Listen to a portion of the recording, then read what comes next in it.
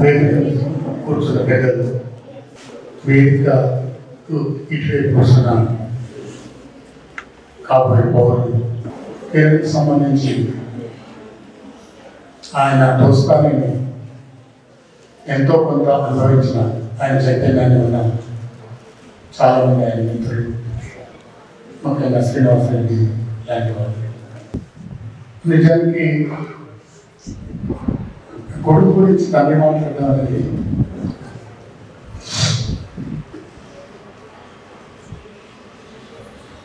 కష్టమైన విషయం.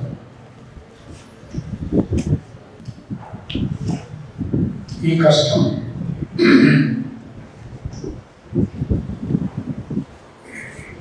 ప్రకృతిలో సహజమే. కొన్ని సందర్భాలలో కొన్ని సాహసాలు చేసిన మనుషులకి అనివార్యమైంది కూడా. మనుషులు కాపాడిస్తే నాకు దుఃఖం కలుగుతుంది. ఇందాక సార్లు చెప్పిన విషయం కానీ, ప్రకృతిలో మనం చూస్తున్న విషయం కానీ, పాతది నశించి కొత్తది ఆవిర్భవించడం అనేది ఒక సామాజిక పరిణామ క్రమం. ఈ సామాజిక పరిణామ క్రమంలో వారి వారి చైతన్యాన్ని బట్టి, వారి వారి అన్వేషణను బట్టి, వారి వారి ఆసక్తులను బట్టి మనుషులు కొంచెం ముందుగా వెంటగా ప్రయత్నం చేస్తున్నారు.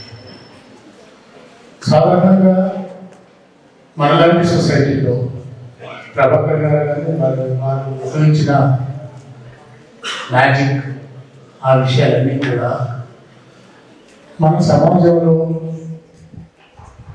ఎందుకు ఇట్లాంటి విషయాలు ప్రజల్ని ఇబ్బంది పెట్టినాయి అనే ఆలోచన, అట్లాంటి ఇబ్బందులు కలగకుండా చేయడానికి ఏదైనా అవకాశం ఉందా అని అన్వేషించడం అనేది దాదాపుగా ఒక 200 సంవత్సరాల నుంచి కొత్త ఆలోచనలు అనేవి నడుస్తూ ఉన్నాయి. సాధారణంగా మనలాంటి సమాజాలలో ఎవరి జీవితం నుంచి వాళ్ళే ఆలోచిస్తారు. కానీ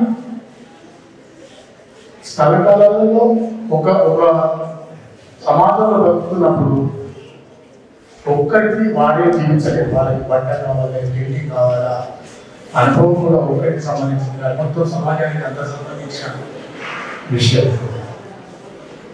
సమిష్టి జీవితానికి సంబంధించిన ఒక ఆలోచన, ఒక ప్రయత్నం మా తరంలో జరుగుతున్న క్రమంలో కిరణ్ పుట్టడం జరిగింది. ఆ అన్వేషణలో భాగంగా ఆయన చదువు, ఆయన ఈజ్ ఏ గుడ్ ప్లేయర్, మంచి ఫుట్బాల్ ప్లేయర్. తర్వాత మన సమాజం అటు పెట్టుబడిదారి సమాజం కాదు, ఇటు వ్యవసాయ భూస్వామ్యుల సమాజం కాదు. ఈ రెండు మధ్యలో ఉండే ఒక సంకర అర్ధవలస భూస్వామ్యుల సమాజం. ఆ సమాజంలో ఉండే మనుషుల ఆలోచన విధానం, మనుషుల ఉత్పత్తి విధానానికి సంబంధించిన ఇవన్నీ కూడా ఎక్కడున్నాయి అని అన్వేషణ ఫలితంగా ఈ 16 సంవత్సరాలుగా ఒక్కొక్క విషయం మీద పెట్టడం అనేది జరుగుతున్నది.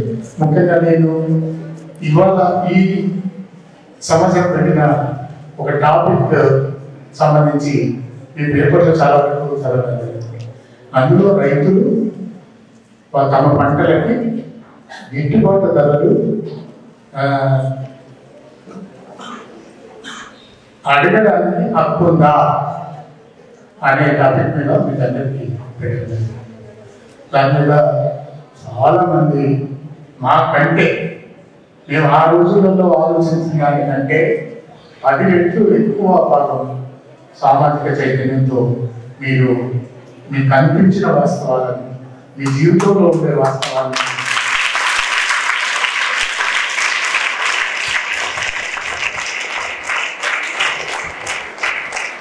రాయడానికి ప్రయత్నం చేశాను.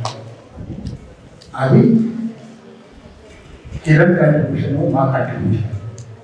సాధారణంగా మనుషులు వ్యక్తిగత జీవితం అనుభవిస్తే వారి జీవితం, వారి పిల్లలు అలా ఉదాహరణ చెప్పాలంటే అగ్గి పెట్టి ఎవరు ప్రమోటర్ అక్కర్లేదు. అగ్గి కావాల్సిన వాళ్ళు, వంట వండుకోవాల్సిన వాళ్ళు అగ్గిపెట్టెను తీసుకొచ్చుకుంటారు, వాడుకుంటారు. ఈ అగ్గిపెట్టె అనేది కనుక్కోవడానికి మనిషి కొన్ని వేల సంవత్సరాలు పరిశోధన, గంధకాన్ని ఆ తయారీ వేల సంవత్సరాల కృషి ఫలితంగా అగ్గిపెట్టారు. అట్లాగే భారతీయ సమాజానికి సంబంధించిన 3000 సంవత్సరాల భారతీయ సమాజాన్ని అర్థం చేసుకునే ప్రక్రియ ఏదైతే ఉందో అది 1857 తర్వాతనే వేగవంతమైంది. ఆ వేగవంతమైన ప్రక్రియ 1967 నుంచి మరీ కంప్లీట్గా ప్రజల్లోకి వెళ్ళి పనిచేయడం ద్వారా అది మరింత చైతన్యవంతంగా ఉండటం మూలకంగానే కిరణ్ లాంటి వాళ్ళు, శ్రీనివాసరెడ్డి లాంటి వాళ్ళు, ఇక్కడ ఉండే చాలా మంది పెద్దలు వాళ్ళ వ్యక్తిగత జీవితం కాకుండా సామాజిక జీవితానికి సంబంధించి అధ్యయనం చేయడం అనేది ఒకటి ఆరంభమైంది. ఆ అధ్యయనంలో మీకు పెట్టిన పేపర్ అనేది చాలా కీలకమైంది. అందులో 3 అంశాలు ఉన్నాయి. సత్యాలు తెలియనప్పుడు మనం ఎవరైనా మోసం చేయడానికి అవకాశం ఉంది. సత్యం తెలియనప్పుడు మనం ఎవరైనా ఇబ్బంది పెట్టడానికి అవకాశం ఉంది. ఈ సత్యాన్వేషణ దానిలో ఆయన కిరణ్ కుమార్ తన ఈ సత్యాన్వేషణ అనే క్రమంలో ఆయన పుట్టి పెరిగిన వాడు. దానిలో ఆయన ఒకటే కెమిస్ట్రీ ఒకటే కాదు, భారతదేశంలో రైతాంగం ఆవిష్కరిస్తున్న అనేక ప్రయోగాలకు సంబంధించి అంతర్జాతీయంగా వాటికి గుర్తింపు లేదు కనుక తన పేటెంట్ యాక్ట్ అనే ఒక అంతర్జాతీయ లా కూడా చదివి దాని నుంచి భారతీయ రైతాంగానికి, భారతీయ రైతాంగంలో ఉండే ఆవిష్కరణలకి అంతర్జాతీయ గుర్తింపు తీయడానికి సంబంధించిన ట్రీట్మెంట్ వకీలుగా కూడా పనిచేయాలని తల్లిదండ్రులు. తర్వాత ఎడ్యుకేషన్ సిస్టమ్ మీద ఆయనకు పర్టికులర్గా ఒక అధ్యయనం ఉండేది.